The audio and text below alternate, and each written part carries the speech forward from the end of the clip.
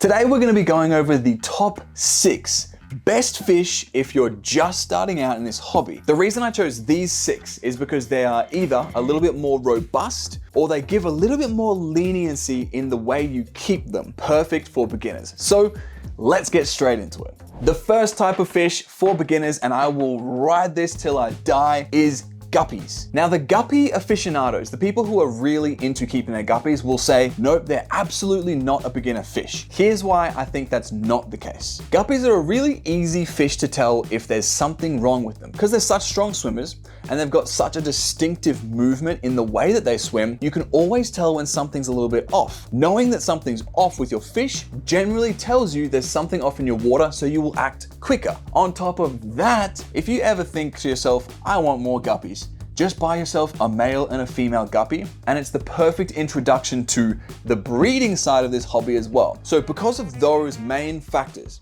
the fact that you can tell when something's wrong in your tank, they're so easy to breed. Like you just sneeze and there's a batch of babies. And the last reason why they're at the absolute top of the list is because they're so easy to feed. It's okay if you forget to feed them 1 or 2 days, because these little tiny fish, they don't work up as much of a sweat swimming around all day as you think. Moving on to number 2. My all-time favorite fish, the reason I'm in this hobby, the reason I'm still in this hobby, is bristlenoses. Your common bristlenose is such a good addition to your tank because they can handle a good variety of heat, a good variety of water hardness. They can handle quite a lot of nitrate creep as well. And they can really handle underfeeding because they're opportunistic and scavenger feeders. And that's another reason why they're so high up on my list, is because they will actually eat algae off of the surfaces of your tank, off of your driftwood, off of your rocks, any kind of algae buildup. They are so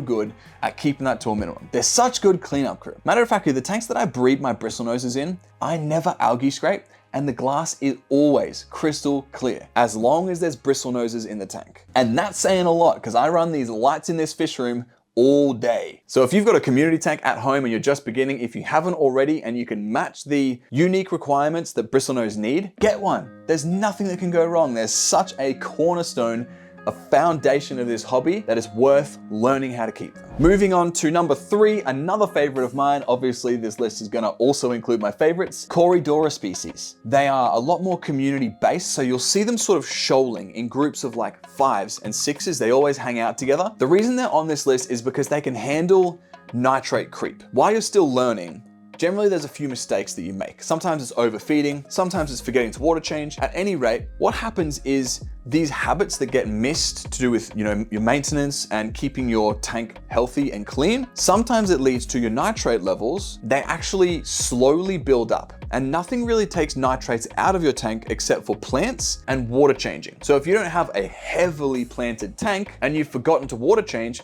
your nitrates might creep up. But these species, Corydora specifically, can handle it when the nitrate creep starts, meaning that there's an element of forgiveness in your tank if you're keeping these species. The other benefit to keeping Corydora is because they're a catfish species, they're generally pretty good cleanup crew. Not as good as your bristlenoses. You'll find them in a corner of your tank just all facing each other like they're having a deep and meaningful chat. Why? I have no idea. They're very unique. They've got a lot of character, but while they're doing all that stuff, they're also feeding, finding bits of uneaten food from when you fed half an hour ago, an hour ago, and finishing that off. And why that's so important to have in your tank is if it's not finished off, that food will turn into ammonia, quite a horrible compound for your tank. That ammonia will turn into nitrites, which is an even worse compound for your tank, and then slowly be turned into nitrates. However, if your ammonia and your nitrites spike, the toll that can have on your fish can cause sickness and even death. So cleanup crew are so beneficial to keeping your tank stable. Even though adding fish to your tank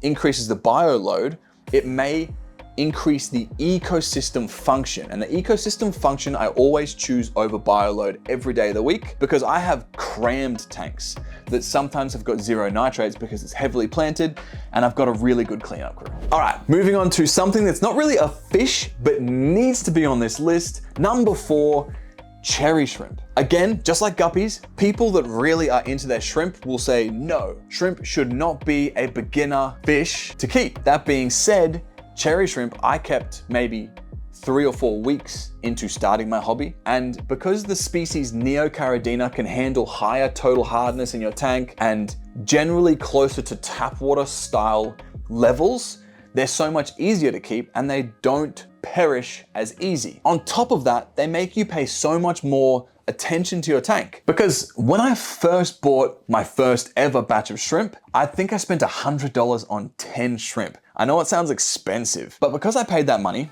I added them all to my tank, and then I paid such close attention to my tank because they're little tiny critters. I was every day watching my tank multiple times a day, looking for them, making sure they're okay. And when you're doing that, when you're paying more attention to your tank, you'll find more things wrong that you can fix. So cherry shrimp by default will make you pay closer attention to your tank. They're also a really good cleanup crew and they're just a nice addition to the ecosystem. Just don't keep them with fish that have got decent sized mouths, because shrimp are the universal snack for fish.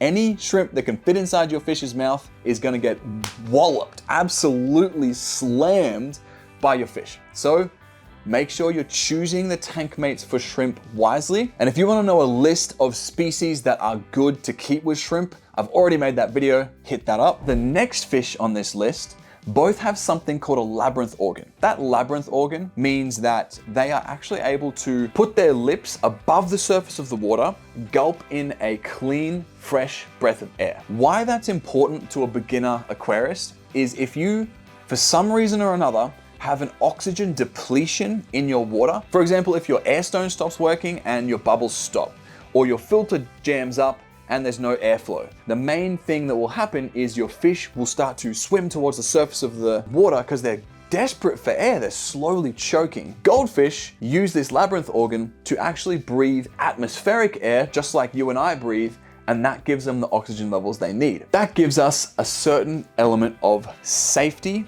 if things go wrong. Touch wood, goldfish tend to be much more robust. So because they eat so much more, swim all the way around your tank, you can always tell when something's wrong with a goldfish. If something is wrong with your goldfish, you need to check your water out. Just like guppies, they're strong swimmers and they've got a certain style of swimming. When they start to seem off, it's another visual signal, something's wrong with my water, time to fix it. The other side of the goldfish equation is koi fish. Though they're different fish, they're actually quite similar in terms of how robust they are. If you know whether koi fish have got that labyrinth organ, let me know in the comments below because I need to learn that. Goldfish should be on your list of beginner fish 100%.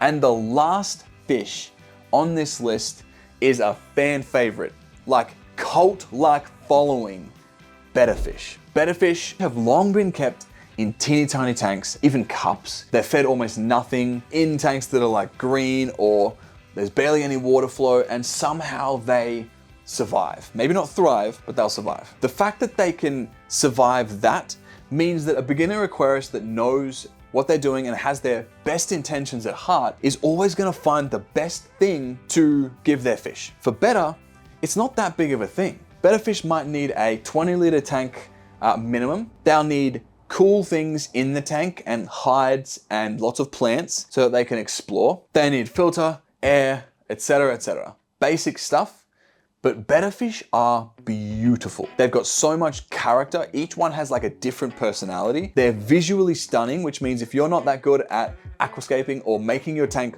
look really good, betta fish will do it for you. You just pick one of those up, put it in your tank, and people are like, whoa, what's that?